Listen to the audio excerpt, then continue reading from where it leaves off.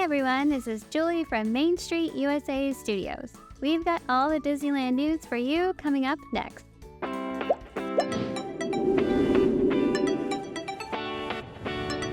In this week's news at the Disneyland Resort, major downtown Disney dining updates, Disability Access Service changes its policy due to misuse, new Tiana's Bayou Adventure characters, Pride Night update, a new character in Galaxy's Edge, we found 40% off merch at the parks, Magic Keyholder perks, construction updates, and more. Big news in downtown Disney, we have opening dates for the restaurants under construction. Well, not dates exactly, but we have a bit more specific time frames from Disney.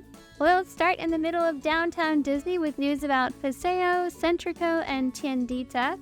All three of these dining locations come from the creative mind of Mexico's first Michelin-starred chef, Carlos Gaitan. Disney says that these three locations will open in a few weeks, sometime in May. First up, Paseo. That's the sit-down, more formal of the three dining options. It's upstairs and looks out over Centrico and the rest of downtown Disney. Disney shared this new concept art of the entryway staircase for Paseo. Disney also shared the menu will include ceviche, Mama's Cochina Pibil, which is roasted marinated pork, lamb barbacoa, and mejillones. Then Centrico is the bar/restaurant that, as the name suggests, is in the center of downtown Disney. It's also in the center of the walkway in downtown Disney. We've seen over the construction wall that there will be a wood-style slat canopy with greenery hanging above. And Disney shared that Centrico's menu will include quesadillas, chicken enchiladas, tayuda, which is a Oaxacan dish similar to pizza, and Caesar salad. And then Tiendita, which means little store in Spanish, will be the quick-serve dining option with to-go ordering, kind of like how Tortilla Joe's had the taqueria.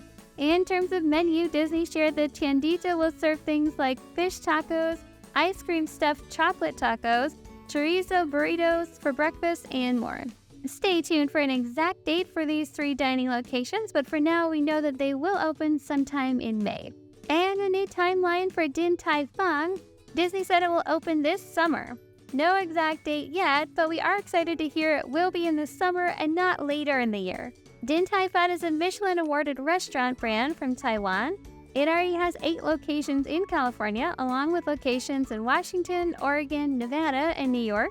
The menu will offer soup dumplings, wontons, noodles, steamed buns, bok choy, and fried rice, among other options. We're really excited about this one. The building itself looks really themed, and it seems like a fun addition to downtown Disney. And an update on Tortilla Joe's.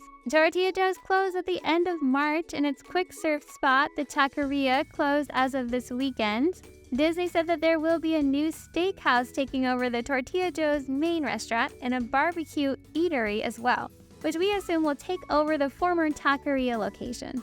No information about the steakhouse or barbecue spot yet, and no opening date window was given. And even more downtown Disney news, Marceline's Confectionery, the candy and sweet store in downtown Disney, is being reimagined and expanded. So we will get a larger Marceline's. The dress shop that was next door has just closed, so we're guessing that the dress shop will become part of Marceline's Confectionery. The dress shop, remember, moved to the former Wonderground shop location. While it's under construction, there will be a Marceline's cart where you can get caramel apples, churro toffee, and other sweets. The temporary location for Earlo Sandwich looks like it is almost done. We saw the portable with full paint and branding right near the former ESPN Zone building and the security entrance. It seems like it's ready to open. And some news for the Disability Access Service program at Disneyland. And this news is actually happening at Disney World, too. The program was previously designed to assist guests with difficulty tolerating long queues due to disability.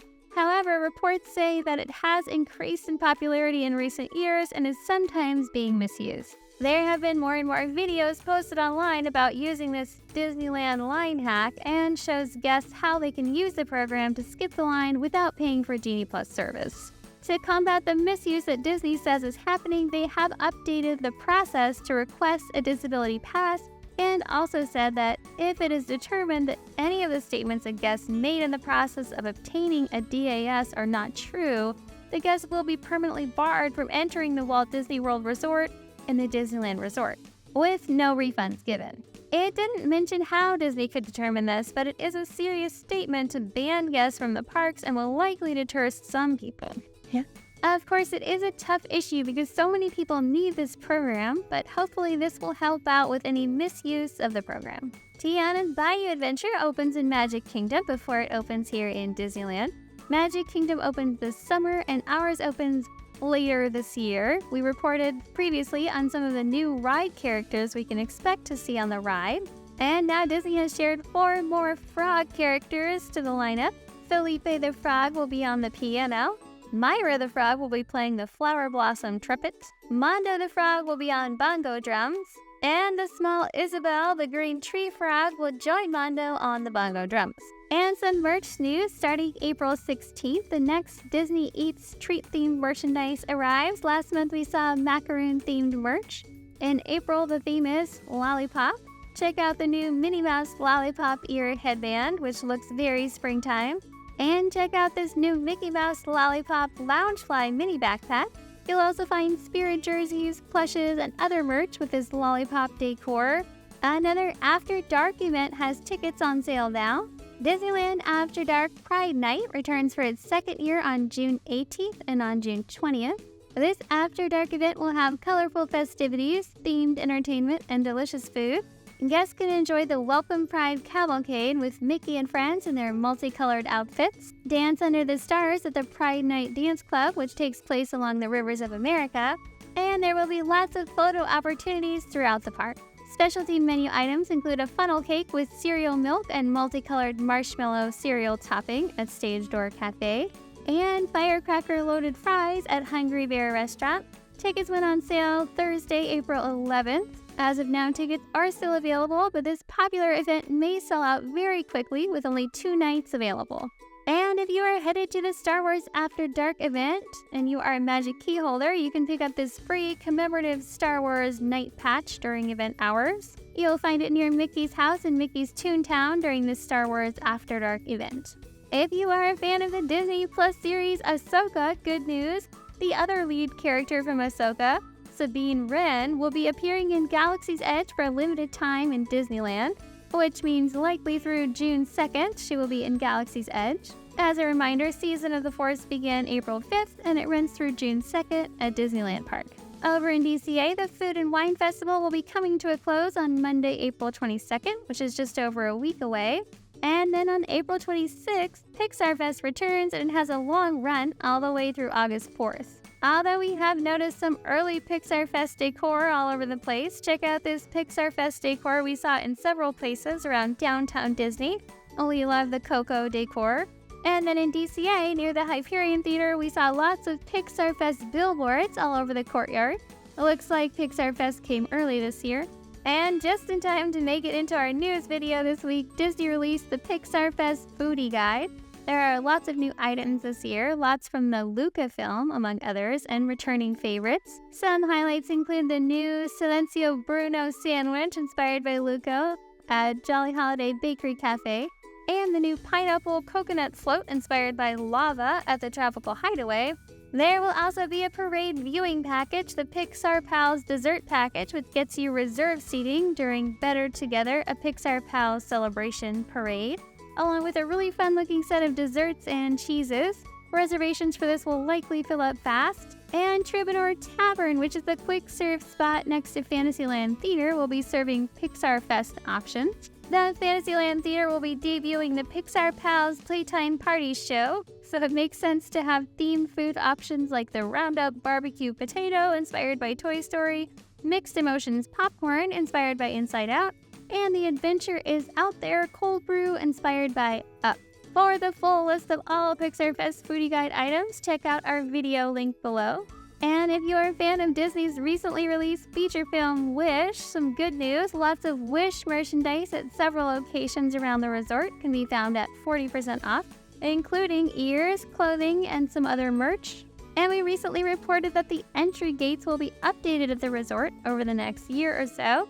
Here's a fresh look from last week at the new turnstiles you can find at the DCA front entrance. And in closure and construction updates, in Disneyland, Astro Orbiters is back open after a few months. The Haunted Mansion is closed and under major queue construction. The Many Adventures of Winnie the Pooh closes May 1st with no reopening date. This is part of the Critter Country closure as the 2 new retail shops transform into Tiana's Bayou Adventure theme. Hungry Bear Restaurant will remain open during the closure. A reminder about the series of Matterhorn closures. It closes this Monday, April 15th, reopening April 19th. Then it closes April 22nd, reopening April 26th. And finally, it closes again April 29th, reopening May 5th. Pirate's Lair on Tom Sawyer Island is closed again and reopens on Monday, April 15th. And the Opera House, the Disneyland story presenting great moments with Mr. Lincoln, closes this Tuesday, April 16th. It has no reopening date through late May at this time. And DCA Redwood Creek Challenge Trail continues to confuse us. It closed March 4th and now has no reopening date through late May.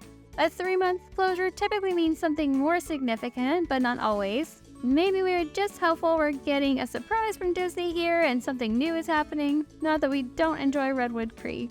And the Incredicoaster is closed and reopens this Friday, April 19th. The Boudin Bakery Tour reopens this Thursday, April 18th. And the Little Boudin Bread Cart reopens this Wednesday, April 17th. And new to the closures this week, Cocina Cucamonga Mexican Grill in San Francisco Square closes April 29th. We were surprised at this one because San Francisco just opened, so we're curious what will change at those restaurants. Thanks so much for watching, everyone. If you like this video, make sure to subscribe for more.